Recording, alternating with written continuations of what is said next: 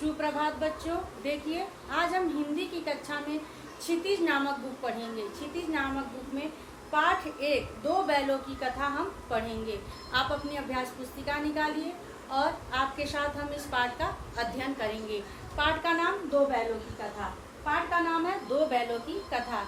इस पाठ के लेखक का नाम प्रेमचंद्र है। प्रेमचंद्र जी ने अपने ही समान, मनुष्य के समान ही पशुओं में भी समान आचरण का व्यवहार प्रदर्शित किया है। जैसे हमारे अंदर स्वाभिमान का और लालच का भाव होता है, वैसे ही जानवरों के अंदर भी स्वाभिमान का, वफादारी का भाव होता है। देखिए, इस कहानी में लेखक ने दो बैलों को, हीरा और मोती नामक बैलों की कहानी बताई है। देखिए, बुक की तरफ आप ध्यान दीजिए। जानवरों में गधा सबसे ज्यादा बुद्धिहीन समझा जाता है। हम जब किसी आदमी को पहले दर्जे का बेवकूफ़ कहना चाहते हैं तो उसे गधा कहते हैं। गधा सचमुच बेवकूफ़ है या उसके सीधेपन, उसकी निरापद सूरता उसे यह पदवी दे रही है, इसका निश्चय नहीं किया जाता है। सबसे पहले लेखक ने पाठ में गधे की संज्ञा देनी शुरू की है। हमें जानवरों में अगर गधा कहा जाता है, गधे की बात की जाती है, तो सबसे बेवकूफ़ जानवर गधे को माना जाता है, क्योंकि गधे में कभी असंतोष या किसी प्रकार की क्रोध की भावना हम कभी नहीं देखते हैं। उसे जैसा चाहे वैसा रख लेते हैं। देखिए आगे, गाय सींग मारती है। ब्याही हुई गाय अनासे ही सिंही का रूप धारण कर लेती है। कुत्ता भी बहुत गरीब जानवर है, लेकिन कभी कभी उसे क्रोध आ जाता है, किंतु गधे को कभी क्रोध नहीं सुनाना देखा। जितना चाहे गरीब को मारो, चाहे जैसी सड़ी हुई घास सामने डाल दो, उसके चेहरे पे कभी असंतोष की छाया दिखाई नहीं देती है। आप कुत्ता बहुत वफादार कुत्ता होता है। कुत्ते की क्वालिटी होती है, एक गुण होता है कि वह बहुत वफादार होता है, अपने मालिक के साथ रहता है। लेकिन कभी कभी असंतोष होने पे उसके अंदर कभी वह अपने मालिक को भी क्रोध दिखा देता है। लेकिन गधा क्या होता है? गधा कभी भी क्रोध नहीं दिखाता, कभी भी अपने मालिक से किसी प्रकार का असंतोष जाहिर नहीं करता। उसे कितनी भी सड़ी से सड़ी घास दे दे, वह खा लेता है और कभी भी असंतोष नहीं दिखाता है। बैसाख में चाहे एक आध बार कुलेल कर लेता हो, पर उसने तो कभी खुश होते नहीं देखा। उसके चेहरे पर एक विषाद अस्थायी रूप से छाया रहता है। सुख दुख हानि लाभ किसी भी दशा में उसे बदलते नहीं देखा। ऋषियों मुनियों के जितने गुण होते हैं सभी उसकी प्रकाष्ठा को पहुंच गए हैं, फिर भी आदमी उसे बेवकूफ़ कहा जाता है। जैसे ऋषि मुनियों में किसी सुख दुख का कोई भी वो नहीं होता है, कोई भी प्रक्रिया नहीं देखी जाती है, वैसे ही गधे में भी कोई प्रक्रिया नहीं देखी जाती है। लेकिन फिर भी लोग पता नहीं क्यों गधे को बेवकूफ़ की संज्ञा देते हैं। गधे में कभी भी किसी भी सुख दुख हानि लाभ पर उसके चेहरे में कोई बदलाव नहीं देखा जाता है। वो जैसा है वैसा ही हर समय रहता है। सद्गुणों का इतना अनादर कहीं नहीं देखा। कदाचित सीधापन संसार के लिए उपयुक्त नहीं है।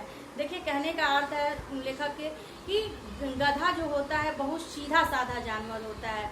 उस पर किसी भी प्रकार का सुख दुख हानि लाभ का कोई भी असर नहीं पड़ता है, और ना ही वो कभी असंतोष जाहिर करता है, ना कभी क्रोध जाहिर करता है। उसे मालिक का दिया हुआ कार्य करता है और उसी में खुश रहता है। इस सीधेपन को लोगों ने एक बेवकूफ़ की संज्ञा दे दी है। संसार के लोगों ने उसे बेवकूफ़ की संज्ञा दे दी है, जो तर्क संगत नहीं है। लेखक कह रहा है कि भारतवासियों की अमेरिका में क्या दुर्दशा हो रही है, क्योंकि अमेरिका में उन्हें घुसने नहीं दिया जाता है। बेचारे शराब नहीं पीते, 4 पैसे कुछ समय के लिए बचा कर रखते हैं, जी तोड़कर काम करते हैं, किसी से लड़ाई झगड़ा नहीं करते, 4 बातें सुनकर गम खा जाते हैं, फिर भी बदनाम है, कहा जाता है जीवन आदर्श को नीचा करते हैं। देखिए, भारतवासी अन्य देशों में जाकर बहुत मेहनत से कार्य करते हैं। अपने कार्यों को उत्तम बनाने के लिए 2 बातें वहाँ के वासियों की सुन भी लेते हैं, फिर भी उनको वहाँ के लोग यही कहते हैं कि ये जीवन के आदर्श को नीचा बना रहे हैं। लेकिन जापान के लोग ऐसा नहीं करते हैं। जापान के लोग ईंट का जवाब पत्थर से, अर्थात उन्हें अगर वहाँ के वासी कुछ बोलते हैं, अमेरिका अगर दूसरे देश के वासी कुछ बोलते हैं तो वो उसका जवाब उसी भाषा में देते हैं, इसलिए वह एक मिसाल तय कर लेते हैं। लेकिन गधे का एक छोटा भाई भी है जो उससे कम ही गधा है, वह है बैल।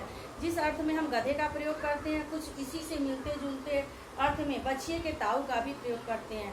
कुछ लोग बैल को शायद बेवकूफ़ों में सर्वश्रेष्ठ कहेंगे, मगर हमारा विचार ऐसा नहीं है। बैल कभी कभी मारता भी है, कभी कभी अड़ियल बैल भी देखने में आता है और कई रीतियों से अपना असंतोष प्रकट कर देता है, अतः उसका स्थान गधे से नीचा है। देखिए, तो लेखक ने गधे से एक छोटा भाई बैल को कहा है कि कभी कभी लोग गधे को बैल के समान ही मान लेते हैं, लेकिन ऐसा नहीं है। बैल क्या करता है, कभी कभी असंतोष जाहिर करता है, वो अपने सींगों से अपने लोगों को प्रहार करना शुरू कर देता है। उसके चेहरे पे असंतोष की, दुख की भावना हमें दिखाई देती है। देखिए, प्रेमचंद जी ने अपने भाषा में कहीं कहीं मुहावरों का भी बहुत सफल प्रयोग किया है। जैसे इस पैसेज में देखिए, इस पद्यांश में एक शब्द है बछिया का ताऊ। बछिया का ताऊ ये मुहावरा है, बछिया का ताऊ का मुहावरा है जिसका इन्होंने प्रयोग किया है। बछिया का ताऊ का अर्थ होता है अनाशय और संबंध जोड़ लेना, अर्थात गधे का बैल के साथ अनाशय शब्द संबंध जोड़ दिया गया है। झूरी काछी के दो बैलों के नाम थे हीरा मोती। अब देखिए, यहाँ से आपके कहानी का प्रारंभ होता है। यहाँ पर झूरी काछी के दो बैलों के नाम थे हीरा और मोती। झूरी काछी नाम का एक व्यक्ति था, उसके दो बैल थे जिनका नाम था हीरा और मोती। पछाई जाति के थे, देखने में सुंदर, काम में चौकस, डील में ऊंचे। देखिए, बैलों की भी, जानवरों की भी अपनी अपनी जाति होती है। तो ये पछाई जाति के थे और ये देखने में अति सुंदर थे और शरीर से भी काफ़ी सुडौल थे। बहुत दिनों तक साथ साथ रहते, दोनों में भाईचारा हो गया था। दोनों बैल साथ साथ रहते थे झूरी काछी के यहाँ, इसलिए दोनों में आपस में भाईचारे का संबंध हो गया था। दोनों आमने सामने या आसपास बैठे हुए एक दूसरे से मूक भाषा में विचार विनिमय करते रहते थे, अर्थात वो अपनी भाषा में एक दूसरे से बातचीत किया करते थे। हम एक दूसरे के मन की बात कैसे समझ जाते हम नहीं कह सकते। अवश्य उनमें कोई ऐसी गुप्त शक्ति थी जिनमें जीवों की श्रेष्ठता का दावा करने वाला मनुष्य वंचित है। कैसे वो आपस में बातें करते थे, कैसे वो एक दूसरे की भाव समझ लेते थे, यह हम नहीं जान सकते और ना ही मनुष्य इसका अर्थ पता कर सकता है, इसका ज्ञान कर सकता है। ये दोनों एक दूसरे को चाट कर, सूंघ कर अपना प्रेम प्रकट करते। कभी कभी दोनों सिंह भी मिला लिया करते, विग्रह से नाते से नहीं, केवल विनोद के भाव से, आत्मीयता के भाव से। जैसे दोनों में घनिष्ठता होते ही धौल धप्पा होने लगता। वो क्या करते, कभी कभी आपस में सींग लड़ाते, कभी एक दूसरे को चाटते, सूंघते, अर्थात वो एक दूसरे के साथ आत्मीयता और हंसी खुशी भाईचारे के साथ रहते थे, जिस पर ज़्यादा विश्वास नहीं किया जा सकता। जिस वक्त ये दोनों बैल हल या गाड़ी में जोत दिए जाते तो गर्दन हिला हिला कर चलते। उस वक्त हर की एक चेष्टा होती कि ज़्यादा से